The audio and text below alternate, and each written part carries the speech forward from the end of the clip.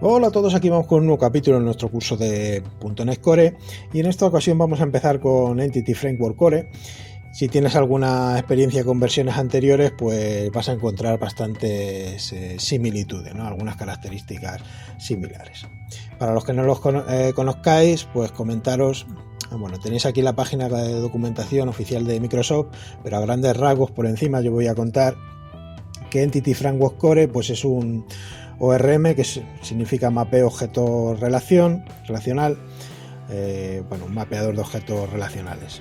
Y como ventajas que trae, bueno, pues que Entity Framework Core es un software bastante liviano, es de código abierto, al igual que pasa con .NET Core, pues también es multiplataforma, bueno, es decir, que funciona en Windows, Mac y Linux. Actualmente se trata de la manera en que se hace el acceso a datos de Microsoft y, bueno, como se ha adelantado antes, ORM es Object Relational Mapper. Vamos a buscarlo. Si queréis una definición aquí de la Wikipedia, bueno, pues aquí tenéis más información, pero básicamente lo que significa es que permite a los desarrolladores trabajar contra una base de datos utilizando los objetos que se encuentran en la capa de negocio. Básicamente es que elimina la necesidad de la mayoría de código, de escribir la mayoría de código de acceso a datos que los desarrolladores, bueno, si no utilizan o no utilizamos ninguno de estos frameworks, pues tenemos que escribir. ¿Y para qué se utiliza habitualmente un ORM? Pues si estamos desarrollando una aplicación para administrar, por ejemplo, como la que tenemos aquí, para administrar nuestros amigos, pues tendremos diferentes clases en el modelo, como puede ser la clase amigo o como puede ser la clase provincia. Tener en cuenta que este ejemplo es muy pequeño, pero en proyectos grandes pues habrá bastante más clases en el modelo. Estas clases las denominamos clases de dominio. Y bueno, pues sin un ORM como el de Entity Framework Core, pues tendríamos que escribir gran cantidad de código de acceso a datos personalizados para poder almacenar y recuperar datos de estas clases, ¿no? Pues lo típico para acceder, insertar, actualizar o eliminar los datos, el típico CRUD, pues de la tabla de la base de datos correspondiente, pues tendremos que escribir código pues para hacer todos estos métodos, ¿no? Y el código y, bueno, lo que en SQL haya que escribir para poder actualizar y insertar, eliminar, bueno, los datos de las tablas. Todo esto en el motor de base de datos que corresponda. Además, cuando los datos se leen desde la base de datos hacia nuestra aplicación, es decir, el camino inverso, pues nuevamente tendríamos que escribir código personalizado para asignar los datos de la base de datos a nuestras clases del modelo. Esto es bastante común hoy en día. Con un ORM como Entity Framework Core, pues todo esto no lo podemos ahorrar, porque este código se encuentra entre nuestro código de aplicación y la base de datos, pues se simplifica bastante. Os voy a enseñar aquí una lista de proveedores de base de datos soportados. Pues puede tener acceso a un montón de base de datos y esto es lo que soporta, los motores de base de datos que soporta. Como veis, un montón, todos los de SQL Server 2012 en adelante, SQLite, tenemos también PostgreSQL, MariaDB, bueno, un montón de proveedores. Aquí os dejaré luego esta lista en la entrada del blog. Y bueno, pues ya que sabemos las ventajas, que básicamente es pues ahorrarnos código a la hora de trabajar con diferentes motores de base de datos, ahorrarnos la implementación de los procedimientos almacenados en la base de datos o bueno, toda la lógica que hay que hacer que habría que hacer sin Entity Framework en nuestra aplicación, vamos a proceder a la instalación.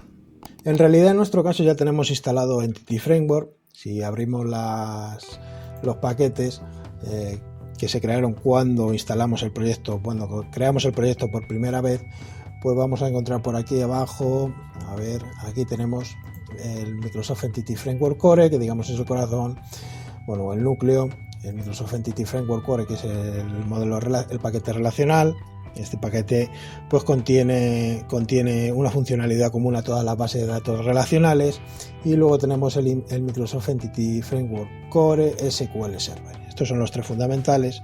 Este paquete contiene pues funcionalidades específicas de SQL. Este que tiene cositas para conectar con SQL, este tiene, como digo, funcionalidad común a todas las bases de datos relacionales, y este, bueno, contiene una funcionalidad común de Entity Framework Core. Estos tres paquetes son los necesarios cuando queremos instalar, queremos trabajar con este framework.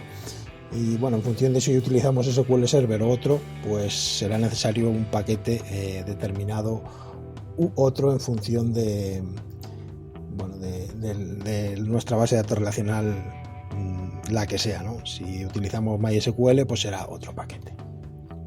En este caso ya lo teníamos instalado, pero para que veáis cómo se instalaría en un proyecto grande, en una aplicación en la que tuviéramos tres capas, pues lo normal es que el proyecto, hubiera un proyecto para la capa de presentación, otro proyecto para la capa de negocio y otro proyecto para la capa de acceso a datos. Como estos proyectos se implementan normalmente como proyectos separados, pues Entity Framework Core generalmente se utilizará en el proyecto de acceso a datos. Así que bueno, vamos a simular que creamos un proyecto para acceder a datos única y exclusivamente. En nuestro caso no lo hicimos así porque, bueno, como es un proyecto pequeño, pues no nos hace falta. Buscamos clases, porque suelen ser bibliotecas de clases, seleccionamos, le damos a siguiente. Le vamos a poner de nombre ejemplo 1, acceso a datos, por ejemplo. A ver, este nombre mismamente.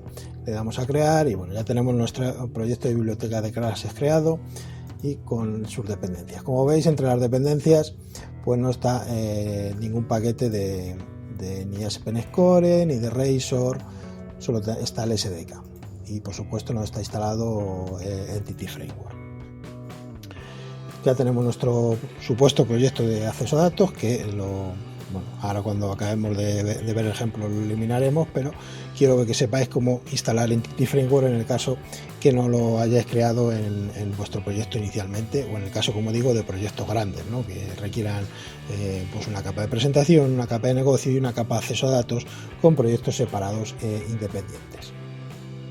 Bueno, pues le damos a administrar paquete de Nugget. Supongo que si estáis familiarizados con el entorno .NET, pues estáis acostumbrados a instalar bibliotecas desde aquí. Si buscamos Entity Framework,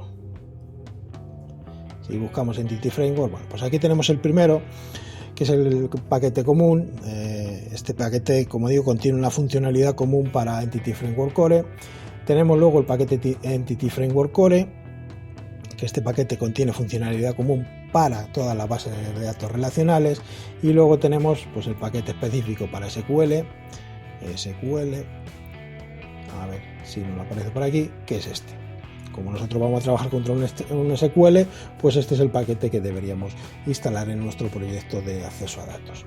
Si fuéramos a trabajar con Postgre, pues podríamos utilizar este. Si fuéramos a trabajar con MySQL, pues podríamos utilizar este. Bueno, en función del motor de base de datos que fuéramos a utilizar, pues debemos instalar un paquete u otro.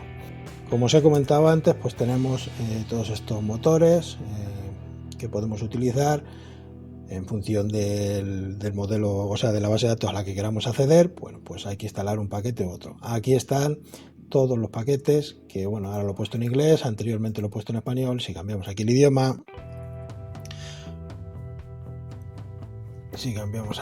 idioma, pues nos debe mostrar en castellano. Bueno, los paquetes necesarios para acceder a los diferentes proveedores de datos. Como veis, este es el que vamos a instalar nosotros en nuestro proyecto de prueba. Pues bueno, ya una vez que hemos elegido el motor de base de datos con el que vamos a trabajar, es tan fácil como darlo a instalar, y vais a ver ahora cómo aparecen, agregáis sus dos dependencias. Vale, y me ha dado un error, que bueno, por ir rápido no he visto el que era, y bueno, vamos a dejarlo porque es posible que os pase a vosotros también. Y básicamente es que hay que cambiar la plataforma de destino al menos a 2.1, porque si no, pues no está soportado. Ahora si le damos a instalar, pues no lo debe instalar sin problemas. Ahí está haciendo el get y aquí está instalando pues todas las dependencias necesarias para instalar Entity Framework SQL Server. A ver si acaba. Y bueno, parece ser que ya ha acabado de instalar. Todo esto son los paquetes que ha añadido. Si ahora en nuestro proyecto de acceso a datos abrimos las dependencias y las mostramos, pues tenemos aquí entre los paquetes instalados, igual que tenemos en el de arriba ya instalado previamente esto, pues aquí tenemos el paquete necesario para acceder a nuestro SQL Server. Y bueno, pues con esto ya habéis visto cómo de fácil es instalar Entity Framework para el acceso a datos. Como digo, normalmente suele ser necesario pues tener instalados los 3 paquetes, o bueno, es conveniente tener instalados 3 paquetes. En el caso que haya una única capa, pues tendremos los 3 paquetes instalados en un mismo proyecto.